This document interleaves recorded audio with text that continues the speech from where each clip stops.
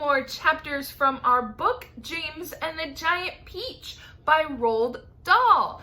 So just a reminder, we are going to have some questions and things at the end that I would love for you guys to pause and talk about together with the people that are at your house and your staff and your family. And then we'll just go through a couple chapters today. So as a recap, we have James right here, who had to move in with his not so very nice aunts. Now he met a guy who gave him some magic little squiggly things in a bag, but he tripped and fell and they all went into the ground. So this is where we are at, chapter 6. All right, here we go. Sponge, Sponge, come here at once and look at this. At what? It's a peach, Aunt Spiker was shouting. A what? A peach! Right up there on the highest branch. Can't you see it? I think you must be mistaken, my dear Spiker.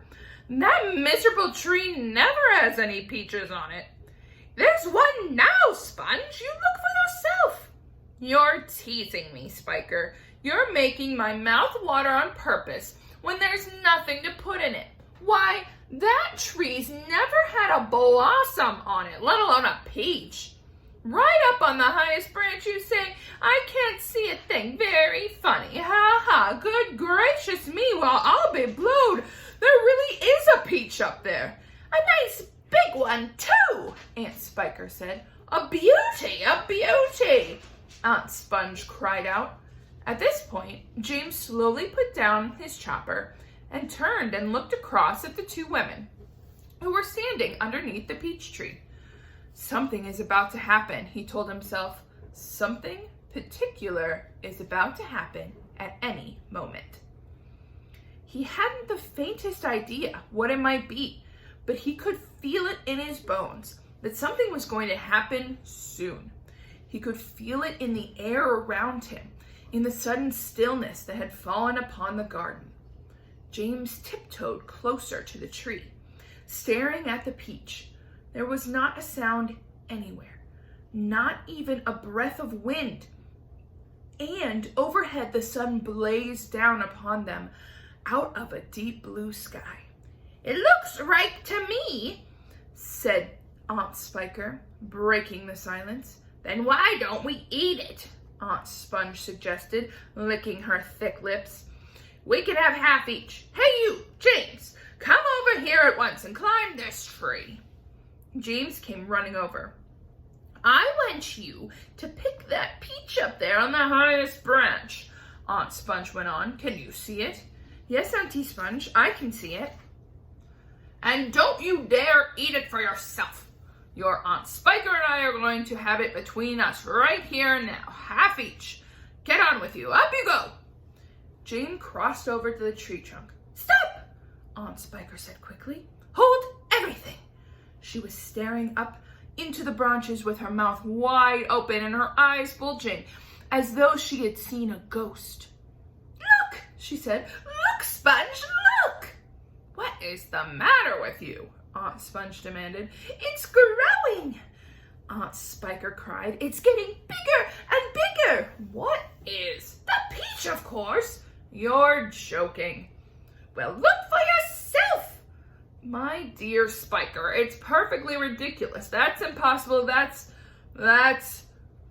now wait just a minute. No, that can't be right. No, yes, great Scott, the thing is really growing. It's nearly twice as big already, Aunt Spiker shouted. It can't be true. It is true. It must be a miracle. Watch it. I am watching it. Great heavens alive, Aunt Spiker yelled. I can actually see the thing bulging and swelling before my very eyes. Chapter 7. The two women and the small boy stood absolutely still on the grass underneath the tree, gazing up at its extraordinary fruit. James's little face was glowing with excitement. His eyes were as big, as bright as two stars. He could see the peach swelling larger and larger, as clearly as if it were a balloon being blown up. In half a minute, it was the size of a melon. Another half a minute, it was twice as big again. "Just look at it growing!" Aunt Spiker cried. "Will it ever stop?" Aunt Sponge shouted, waving her fat arms and starting to dance around in circles. And now it was so big, it looked like an enormous butter-colored pumpkin dangling from the top of the tree. "Get away from the tree trunk, you silly boy!" Aunt Spiker yelled. "The slightest shake and I'm sure it'll fall off. It must weigh 20 or 30 pounds at least." The branch that the peach was growing upon was beginning to bend over further and further because of the weight. "Stand back!" Aunt Sponge shouted. "It's coming down! The branch is going to break!" But the branch didn't break. It simply bent over more and more as the peach got heavier and heavier. And still it went on growing. In another minute, this mammoth fruit was as large and round and fat as Aunt Sponge herself, and probably just as heavy. "It has to stop now!" Aunt Spiker yelled. "It can't go on forever!" But it didn't stop. Soon, it was the size of a small car and reached halfway to the ground. Both aunts were now hopping around and around the tree, clapping their hands and shouting all sorts of silly things in their amusement. "Hallelujah!" Aunt Spiker shouted. "What a peach! What a peach! Terrifico!" Aunt Sponge cried out. "Magnifico! Splendifico! What a meal!" "It's still growing! I know! As for James, he was spellbound by the whole thing, that he could only stand and stare and murmur quietly to himself, "Oh, isn't it beautiful? It's the most beautiful thing I've ever seen."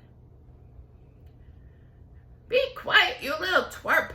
Aunt Spiker snapped, happening to overhear him. "It's none of your business." "That's right," Aunt Sponge declared. "It's got nothing to do with you whatsoever. Keep out of it." "Look!" Aunt Spiker shouted. "It's growing faster and faster ever now. It's speeding up. I see it, Spiker. I do. Bigger and bigger grew the peach. Bigger and bigger and bigger. Then at last, when it had become nearly as tall as the tree that it was growing on, as tall and wide, in fact, as a small house, the bottom part of it gently touched the ground, and there it rested. We have a picture here. Look at that huge peach. Whoa!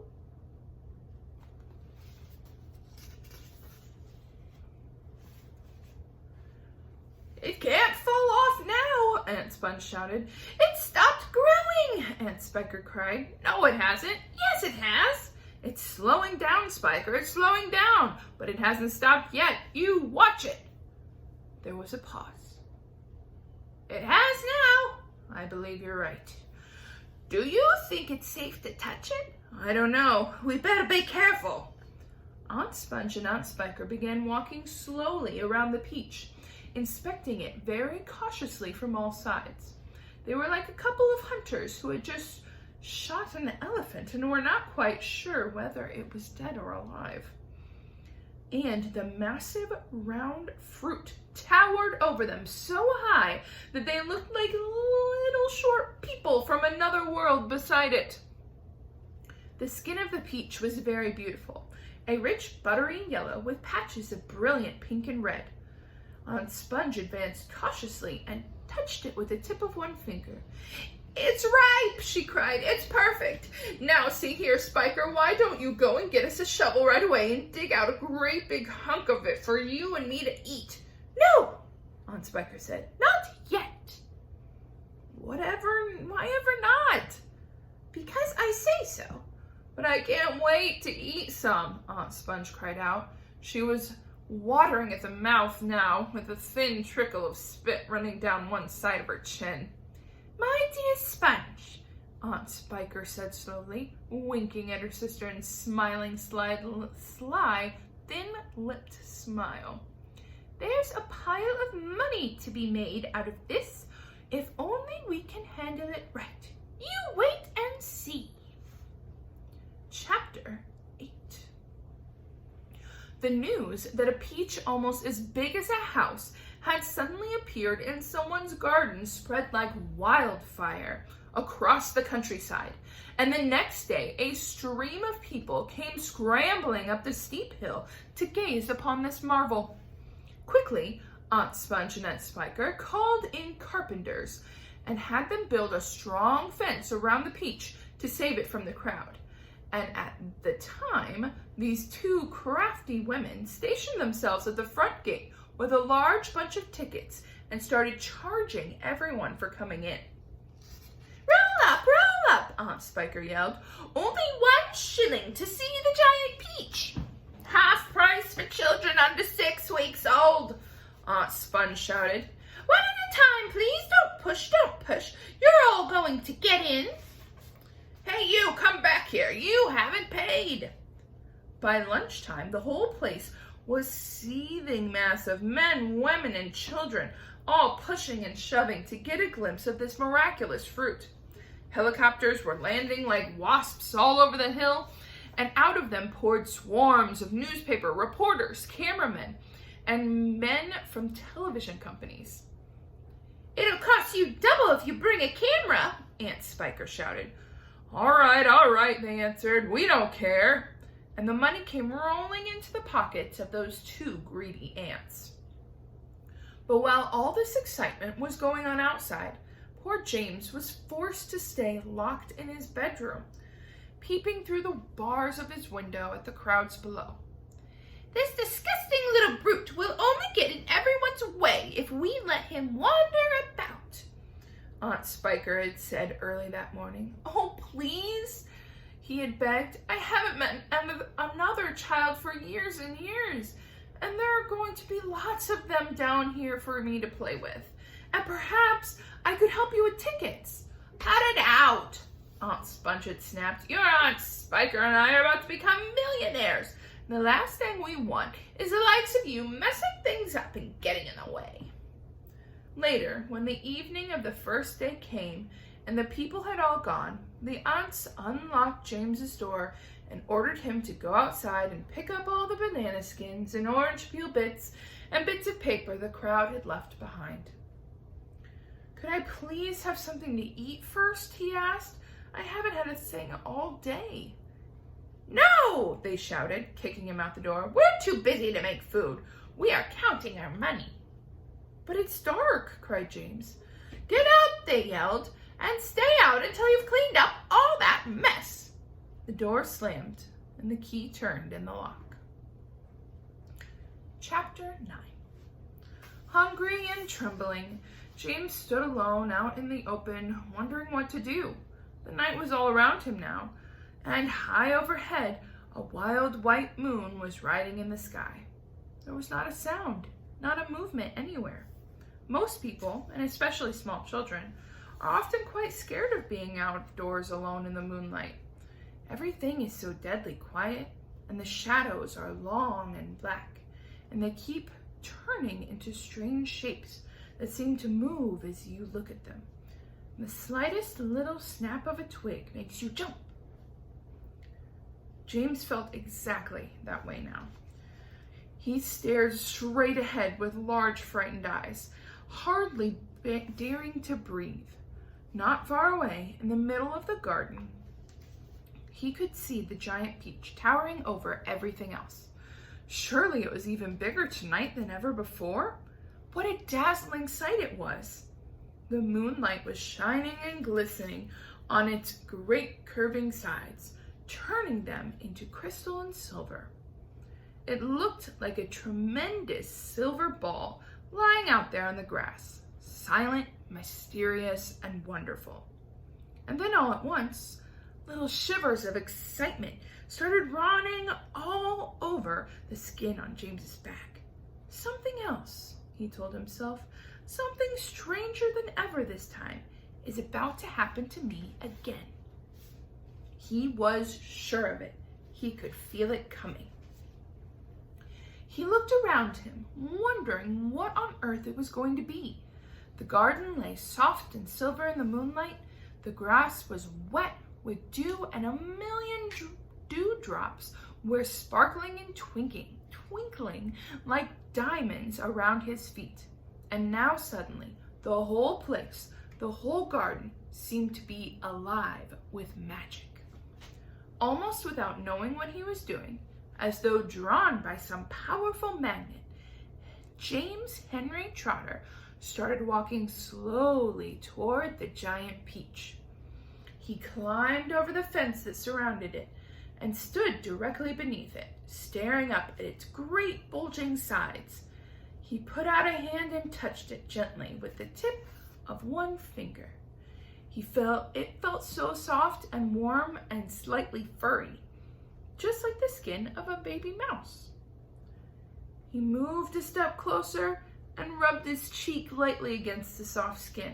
And then suddenly, while he was doing this, he happened to notice right beside him and below him, close to the ground, there was a hole in the side of the peach. And that is where we're going to stop for today. All right, our questions and discussion for today. These were chapters 6 through 9. So, first, how did James's aunts react to the peach? They were so surprised. At first, they wanted to eat it, right? When it was a little bit smaller, but then as they saw it grew and grew and grew, they were astonished. They were saying silly things like splendiferous. Now, what is one way the author described the peach? I'm gonna look up a couple while you guys are thinking.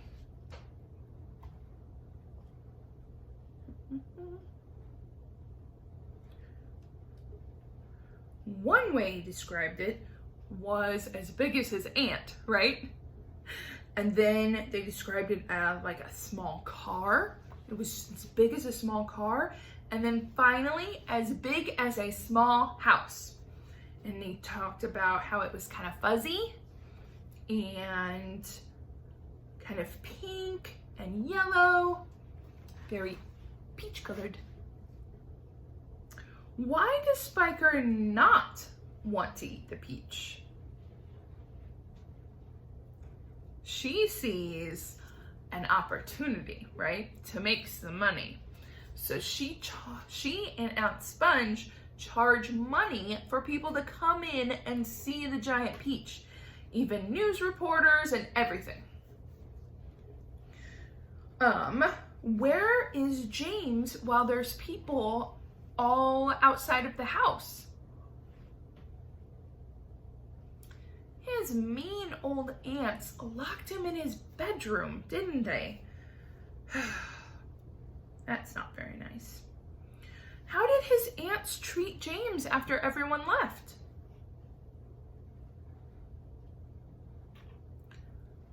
They kicked him out of the house in the dark and told him to go pick up trash.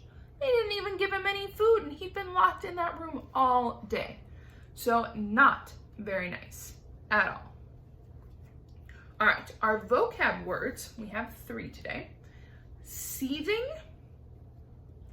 miraculous, and mammoth. So seething is kind of